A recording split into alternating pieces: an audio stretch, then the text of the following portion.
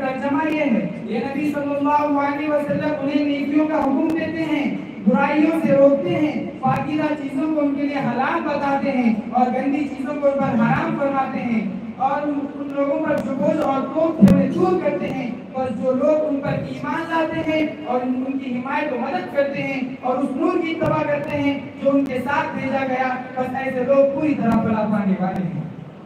حاضرین جلسہ، جس طرح ہمیں برتنے اور استعمال کرنے میں حلال و حرام کو دیکھنا ہے، اسی طرح ہمیں کھانے اور پینے میں بھی حلال و حرام کا لحاظ کرنا ہے۔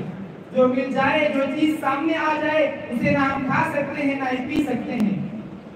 اسی طرح دولت اکٹھا کرنے کا ہر طریقہ ہمارے لیے جائز نہیں ہے، ہمیں دیکھنا ہوگا اس میں حلال کیا ہے، حرام کیا ہے۔ آنکھ بند کر کے دل و دماغ پر تالا لگا کر کوئی کام نہیں کیا جا سکتا۔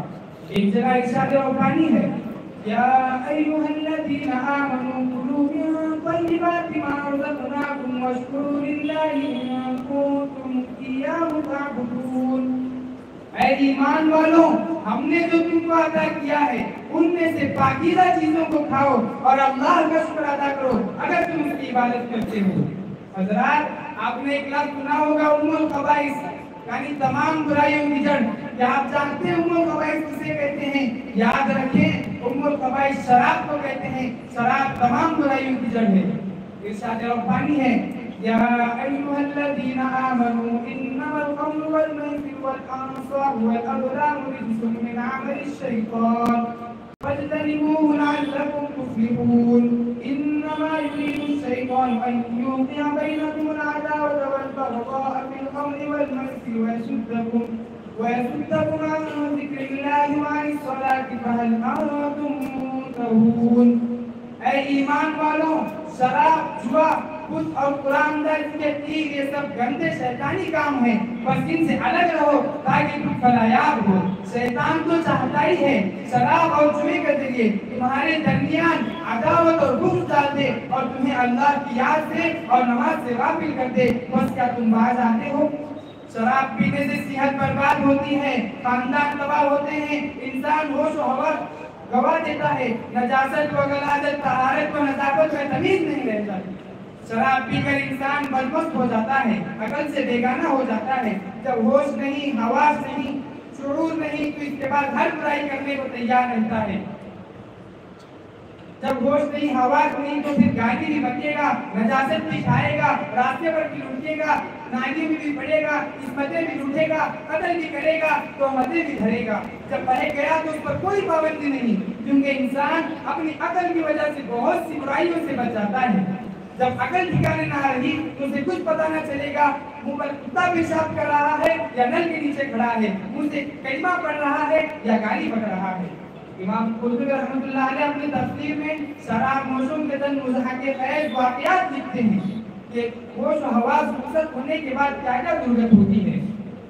چنانچہ ایک شرابی اپنے چہرے پر پیشاب مل رہا تھا اور حضور کی یہ دعا پڑھ رہا تھا، اللہم اجعلنی من التوابین واجعلنی من المتطہرین، اے اللہ مجھے توبہ کرنے والوں میں اور خود پاک رہنے والوں میں سے بنا۔ اور ایک شرابی کے چہرے کو کتا چاٹ رہا تھا، وہ اس سے مخاطب ہو کر کہہ رہا تھا، اکرمک اللہ کما اکرمتنی، اللہ تمہارا اسی طرح اکرام کرے جیسا تم نے میرا اکرام کیا۔ حضرت عبداللہ بن عمر رضی اللہ تعالیٰ عنہ کی روایت ہے، شراب نوشی کی 40 دن نماز قبول نہیں ہوتی، مگر وہ شراب نوشی سے توبہ کر لے تو اللہ تعالیٰ اس کی توبہ کو قبول کر لیتے ہیں۔ اور اسی حدیث میں ہے وَسَقَاهُ مِن نَهْرِ الْخَبَالِ، اللہ تعالیٰ اسے دوزخیوں کی پیپ کے نہر سے پلائے گا۔ حضرات، اپنے معاشرے پر ایک نگاہ ڈالیں، آپ کو بہت سے لوگ ملیں گے جو اسلام کا کلمہ پڑھتے ہوں گے مگر شراب بھی پیتے ہوں گے، جوا بھی کھیلتے ہوں گے، لاٹری کے نام سے ٹکٹ بھی خریدتے ہوں گے، معاملے بھی بھرتے ہوں گے۔ کس قدر افسوس کی بات ہے، اسلام کے دعوے کے ساتھ یہ سب چیزیں کیسے سیکھ دیتی ہیں۔ ایک جگہ ارشاد ربانی ہے، یا ایھا الذین آمنوا ادخلوا فی السلم کافۃ ولا تتبعوا خطوات الشیطان، اے ایمان والو، اسلام میں پورے داخل ہو جاؤ، شیطان کے نقش قدم کی پیروی مت کرو، وہ تمہارا کھلا دشمن ہے۔ بس اسی بات پر میں اپنی تقریر کو ختم کرتا ہوں۔ اللہ تبارک و تعالیٰ سے دعا ہے، اللہ تبارک و تعالیٰ ہم سب کو اور تمام امت مسلمہ کو حرام کاموں سے بچائے اور حلال روزی کمانے کی توفیق عطا فرمائے۔ وآخر دعوانا الحمدللہ رب العالمین۔